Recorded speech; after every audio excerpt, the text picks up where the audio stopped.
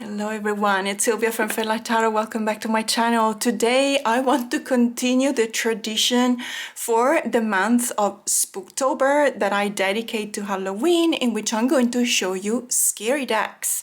Are you ready? Let's do this. So instead of just showing you scary decks or darker decks or even whimsical funny decks, I thought about associating them to the horror tropes. So horror tropes have to be found whether you like literature, so in horror books or in horror movies. And I have to say, I did not, before doing any kind of research, I didn't even know that there were so many tropes. I only selected 10 because I wanted to show you 10 decks, but there's a lot more than this. So if you want to join me and do a VR to this video, it will be so much fun. You can choose any category or any trope that you prefer.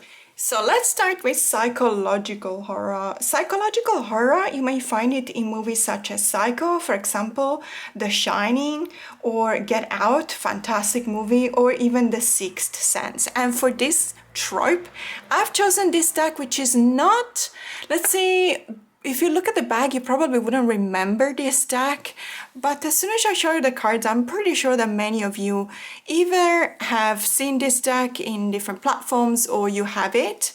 And it's Welcome to Night Vale Tarot. Now, the Welcome to Night Vale is actually a podcast. It's been going on for years. And what happened, and it is a bit of a psychological horror kind of podcast. So what happened was that there's this association in the US that came out with this deck that is inspired by many of the episodes of the podcast. And let me tell you, ever since then, it's kind of become a cult because you can actually log into a website and there is an open share document in Excel. And for each and every one of these cards, you're invited to write down what the possible connection between the meaning of the card, as in, you know, a tarot card, and the image represented on the card is. It is very, very fascinating. I've had a look at the spreadsheet. It's very interesting.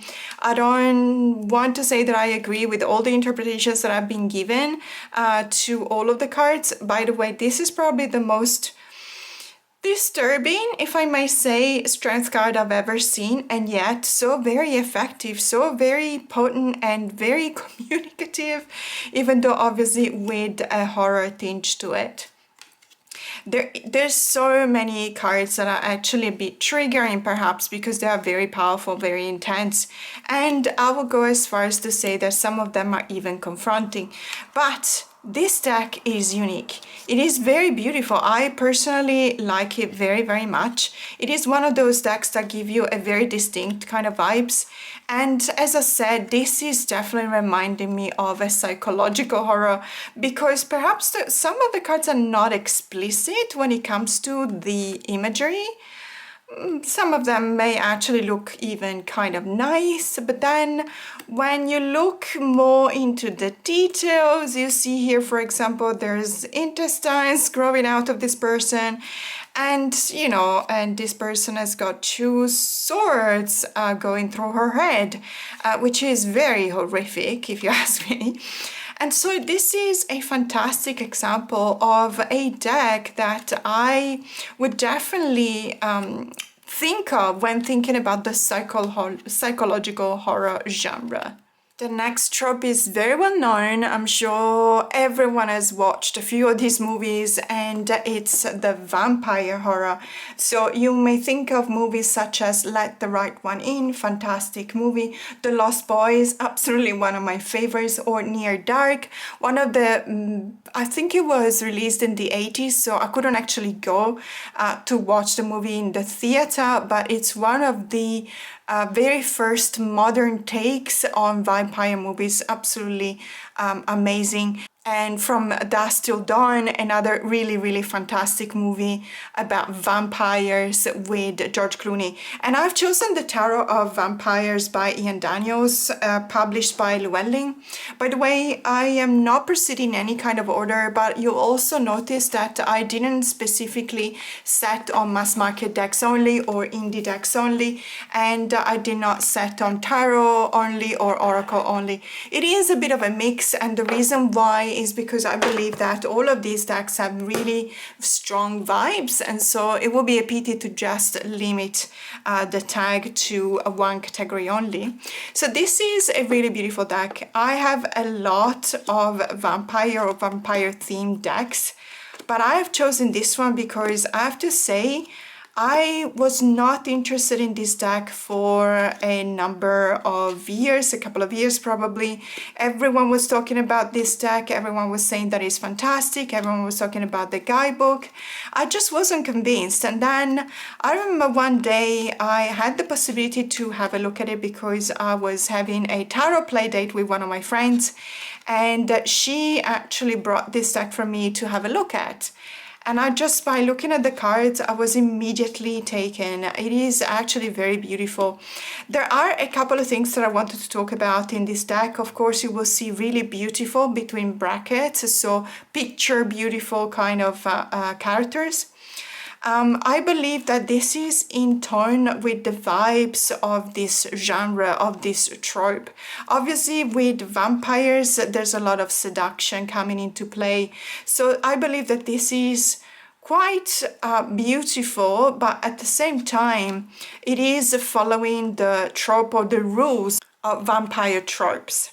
So the book, I have to say, everything you've heard about the guidebook is true. It is a fantastic guidebook, really, really good, especially because it doesn't necessarily have to relate to this deck in specific, but you can actually use it or have a look at it when you want to learn a little bit more about tarot, because there's a number of, let's say, lessons or a number of things you can read and learn from this guidebook about numerology, astrological influences in reading tarot, and so on and so forth. And I find it very educational. So the next trope is folk horror, and you may think of movies such as The Wicker Man, La Llorona, Midsummer, which is a Scandinavian movie, absolutely terrifying, Lamb, which is an Icelandic movie, really, really scary. And I thought about showing you again the Tarot of the Unexplained. This deck only recently came into my collection, but it is very, very interesting and fascinating. And I have to say, I remember people commenting on my unboxing of this deck about my reaction. So my initial reaction was to say that it's meh, because it actually is quite peepish. And in some cases, you guys know that I really don't like lazy peeps. I mean, I get it, peeps are peeps, and obviously if it's a Marseille deck, well, of course it's peeps. But when it's an RWS deck, even when the illustrators or the creators don't really want to go 100% full scenic, they can stay with peeps, but they can make them interactive, they can make them creative. And in some cases, especially when it comes to Insight Edition, this is not an Insight Edition, but some of Insight Edition's decks are indeed very lazy peeps.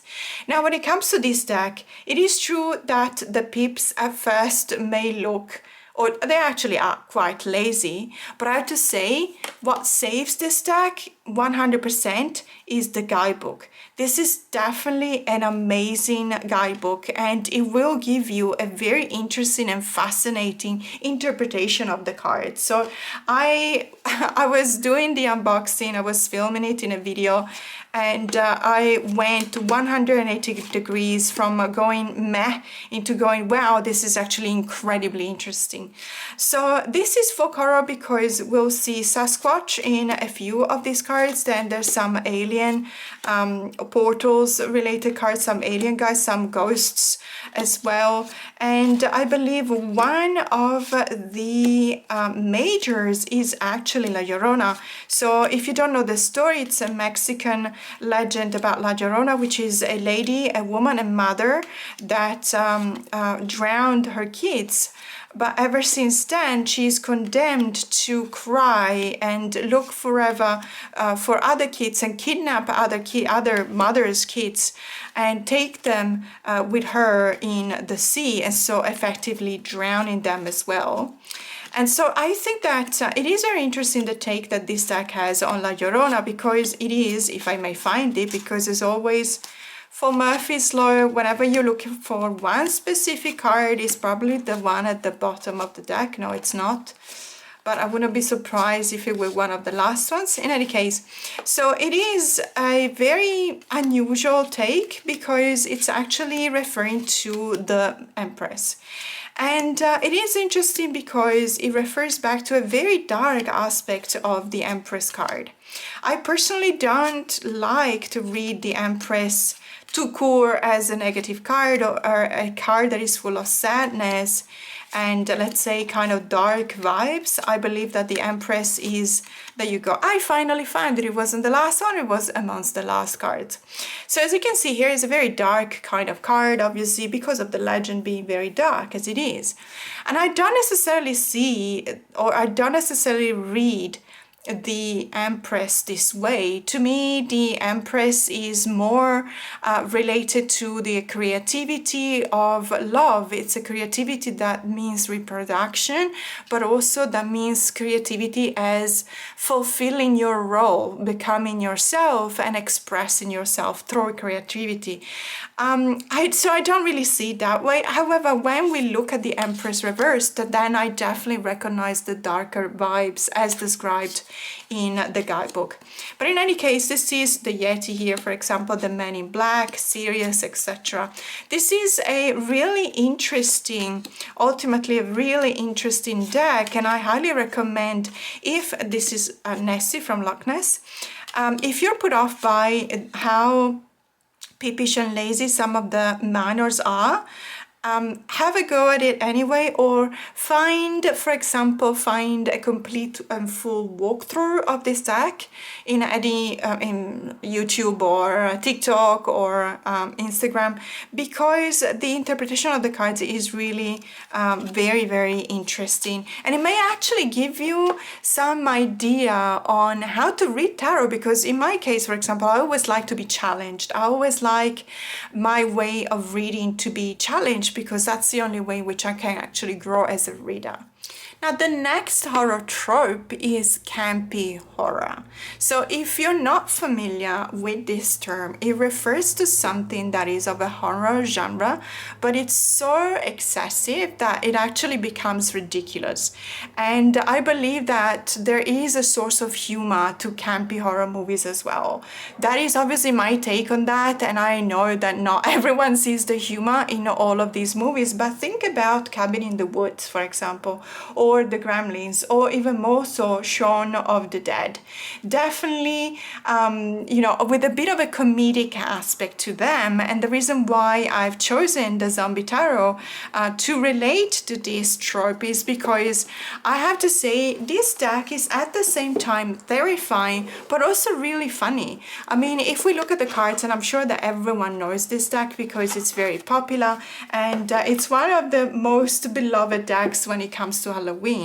When you look at some of the cards, they are very much scary. I mean, the situations these people, but even the zombies find themselves in, is very scary. But at the same time, we cannot help but chuckle. We cannot help but laugh because we have a zombie baby. And obviously he's behaving like a baby and he's making a mess at food time, but he's also kind of cute, but he's also terrifying. And so that is literally the theme for all of these cards in this deck. And I have to say, it does stand the test of time. This is one of those decks that reads like a charm. It's a very direct reader. I highly recommend it when, for example, you're going to a Halloween party and you're the tarot reader, the designated tarot reader, and you want it to be dark and dangerous, but you you also want it to be funny, then this is one of the decks that will definitely entertain, because the images on this deck are just like that. And this is definitely reminding me of the campy horror genre. And I have to say, I've talked about friends who also like the horror genre, about campy horror, and everyone agrees, at least every one of my friends agrees, that Cabin in the Woods is a campy horror. I don't know. Let me know what you think about it in the comments below. Even if you disagree with me, it would be nice to hear your opinion. Cabin in the Woods, if you don't remember, it's a movie. Well, I cannot give away too much because I don't want to give out any kind of spoilers, because it is a very interesting movie, very cool actually. But it is, and it's also talking about a lot about folk horror. But there are some scenes that are definitely exaggerated, definitely ridiculous, definitely ironic, but in a way that really makes you chuckle, even though at the same time it is terrifying. So let me know in the comments below if you think that Cabin in the Woods is indeed a campy horror or not. The next trope is body horror, and I've just recently watched The Substance, and oh my goodness, if you talk about body horror, that is by far one of the most disturbing movies I've ever watched. I actually liked it because it's very relatable. There's a lot of really potent, powerful themes across, if you look beyond the body horror, obviously the prosthetics and all the gore and stuff, there's a lot that speaks about the human condition, especially when it comes to being a woman, and the aging factor and all sorts of things. It's very, very intense, I have to say. I also know that there's a lot of people that find it very disturbing, so obviously do your own research and it may not be for you.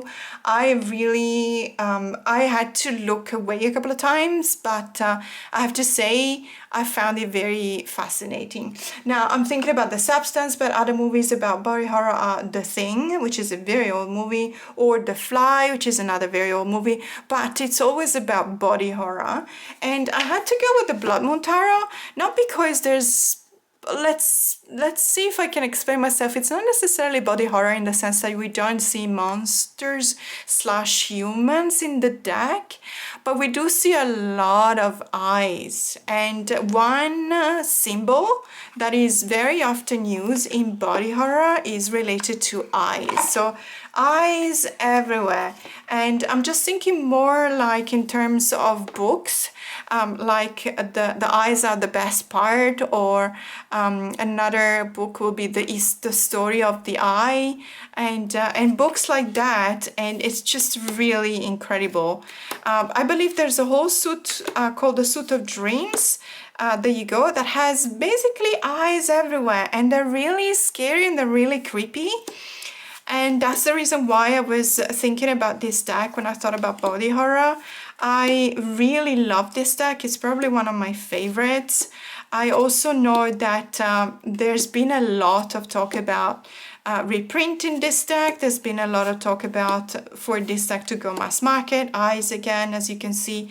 I don't know anymore, because sometimes rumors are just that, they're just rumors, so I'm not entirely sure. I haven't heard any kind of confirmation coming from the creator.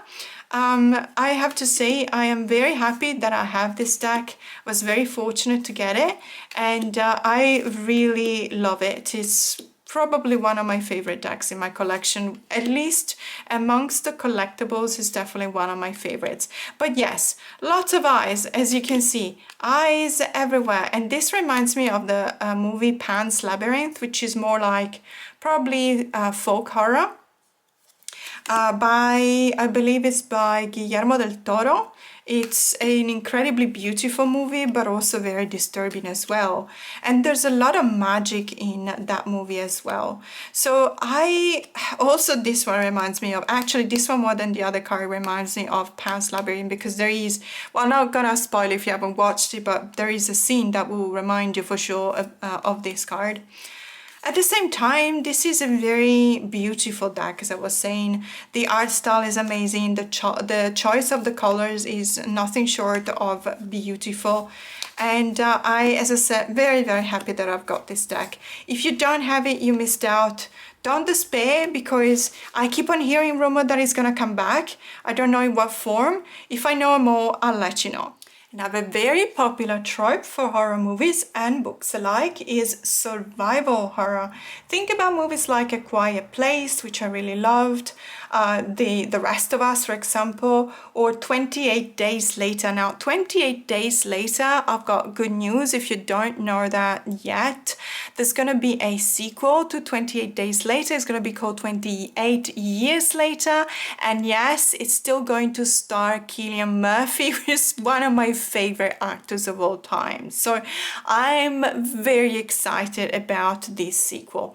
Now, this is the Omegaland Tarot, and it is a mass market deck, but I believe it's actually out of print. It was originally printed by US Games.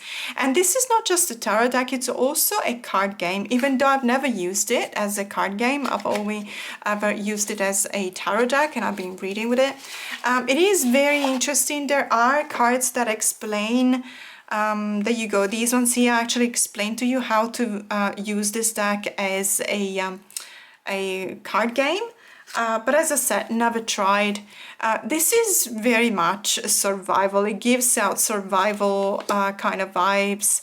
And if you have watched The Walking Dead, it is very similar in the vibes. You don't exactly see zombies in here, but it does give you the idea of Clementine, you know, walking around and just perusing and scavenging. And by the way, it also, I actually never watched The Walking Dead, but I did play the full games, or all of the video games.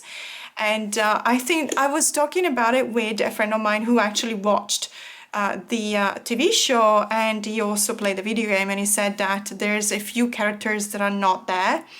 Let's say they're only there in the video game and vice versa, but it is pretty much, it's very faithful to the original. So this one is not bad. It's called the Omegaland, obviously, but it does speak about survival. As you can see, this looks like a post-apocalyptic kind of place where humans probably had a hard time surviving, and they're just you know, learning to defend themselves against something evil that wants them dead, that goes bump in the night, and obviously they find their way through all of this ordeal. It is a very interesting deck, and I have to say, when I use it to read it as in tarot, it is very spot on, a straight reader as well, and I actually really, really enjoy it. And the next trope is zombie horror, which is probably one of the most popular ones. So think about Train to Busan, which is, by the way, fantastic movie. If you like the zombie trope, that movie is really a must-see. Yes, I know it is a Korean movie, so obviously it is in Korean. If you don't speak Korean, you will need subtitles. But really, how much dialogue is there in a zombie movie? Okay, so it actually is very enjoyable, even with subtitles. I, for one, obviously I watched it with the English subtitles. English is not my native language, so there is always that little bit of a barrier even when reading the subtitles, but I wasn't missing out anything on what was going on in the scene, and so that's the reason why I highly recommend it. But think about Zombieland as well, or World War Z, for example. So I had to go with this one, guys. You know me, if you watch my channel for any length of time, you will know how much I love these decks. By Alejandro Colucci, Tarot Z and Tarot V. I'm only showing you one of the two today, so bear with me for a second. This is a special edition because yes, I splurged. There's absolutely nothing different in the cards. They look absolutely the same, but I just love the box because it says "Don't Open Tarot" inside, and it is a wink to many zombie movies in which it says don't open zombie inside. So it is rather cool, and let's open it And look how cool this box is. I know that, you know, spending the additional $20 on it from the other version of the deck, the regular version, just for the box. But, you know, that means that I really love this deck, and that's absolutely true. So it was actually a limited number edition, and I got number 135 out of 3,000. Let me just get the cards. So this deck, as you will know, because as I said, I always talk about this deck.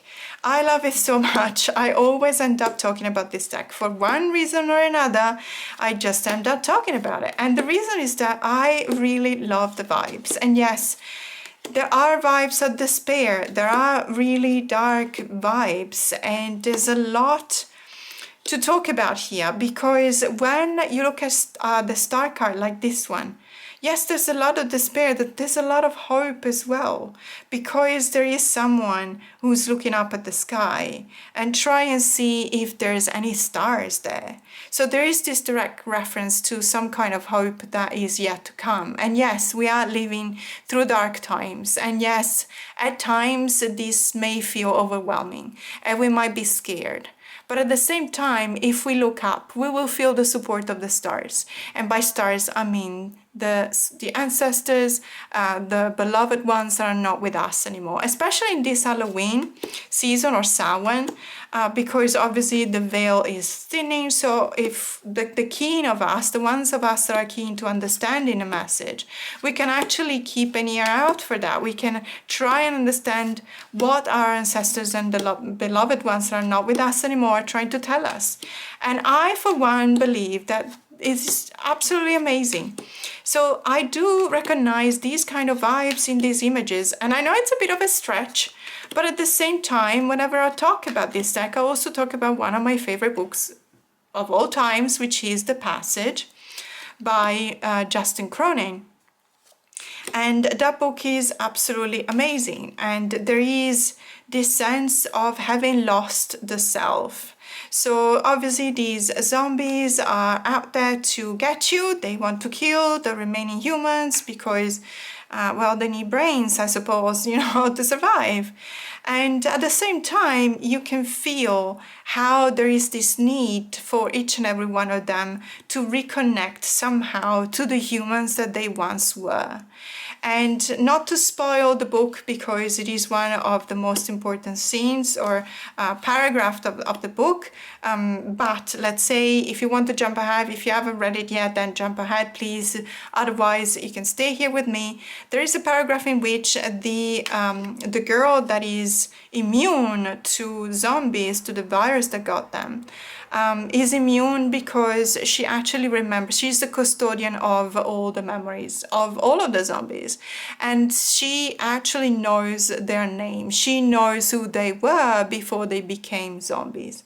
And so there is a fantastic scene in which they all go to her, like literally like this.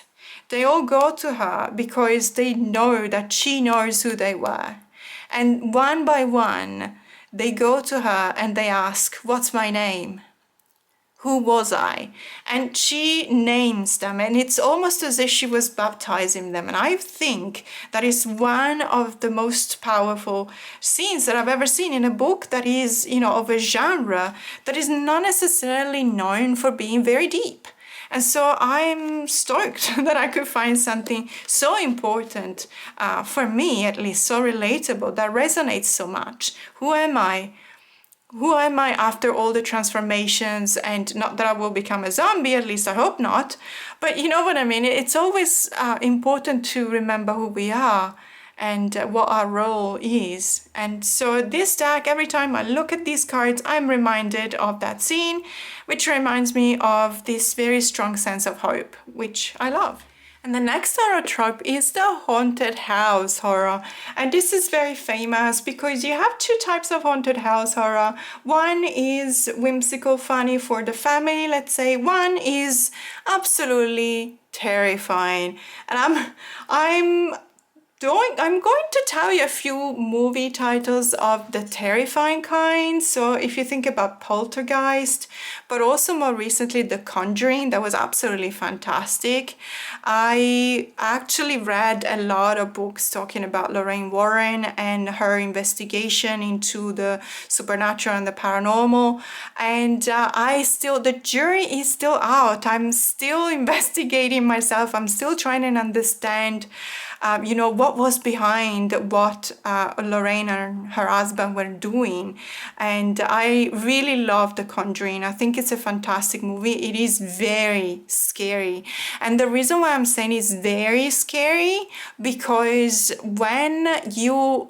Well, again, I don't want to spoil it, obviously, if you haven't watched it, but it's the kind of movie where the scares are not jump scares because they catch you unprepared. They're even worse jump scares because they catch you prepared. And let me just explain this very quickly.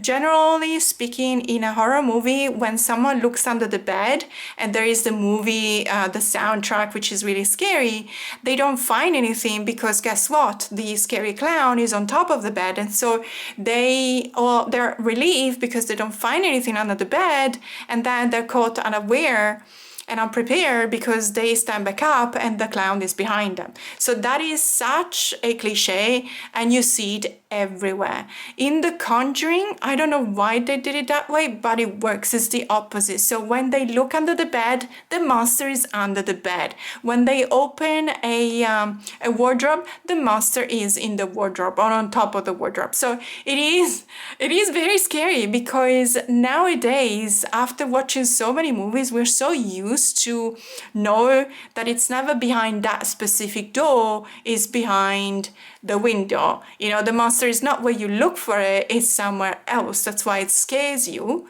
But it actually is even more scary when it is indeed where you're looking for it. Having said that, the choice of tarot for this horror trope is actually a kind of a funny one.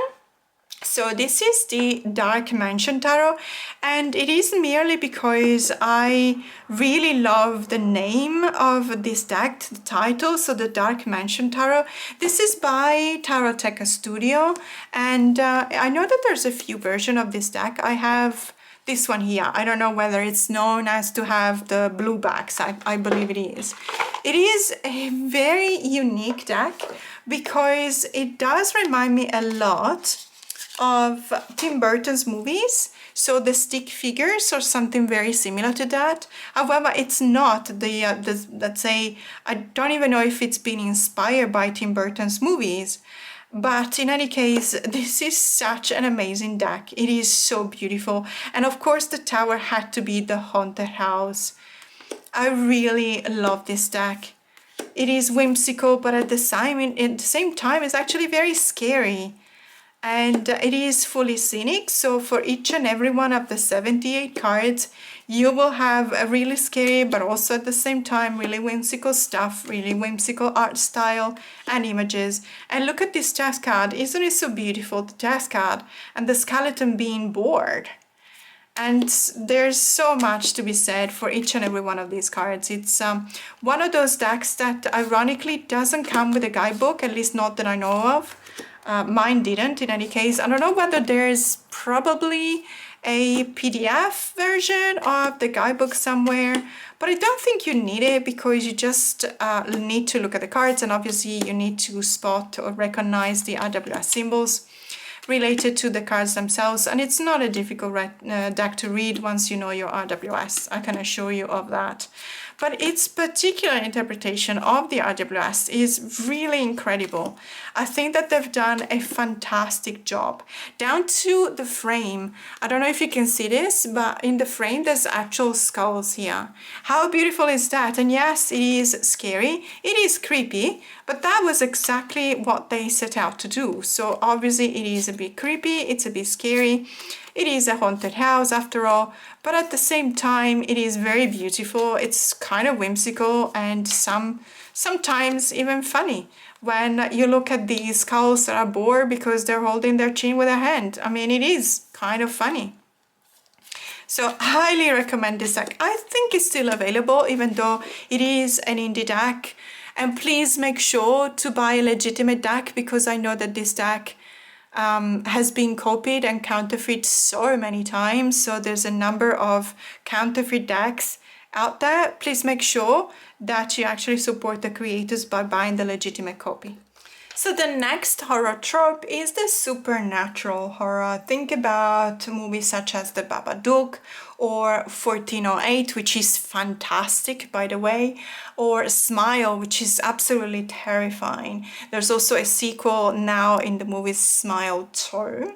And when I think about the supernatural, however, for me, I'm always thinking about the Japanese world of supernatural. And so obviously I had to go with the Yokai Yochi Tarot by Booba Plague. This is one of my collectibles. I absolutely love this deck, so much so that this deck has been the deck we've studied together with my members. When I started my membership, we actually started studying decks, and this was the very first one we've studied all together.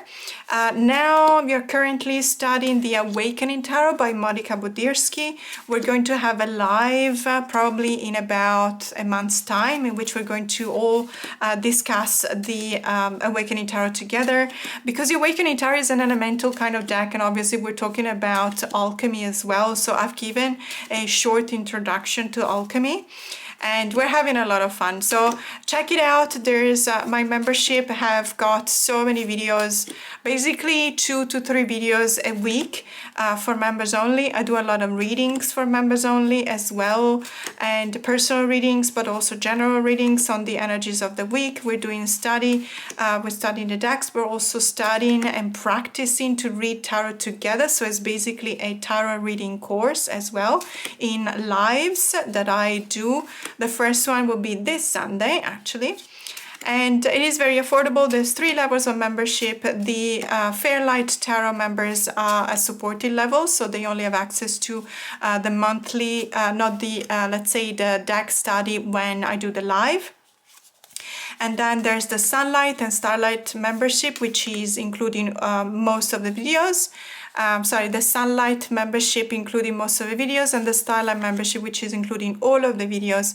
And right now with my Starlight members, we're going to start, we wrapped up a tarot roadmap to the inner child, and we're going to start a tarot roadmap to processing grief and loss.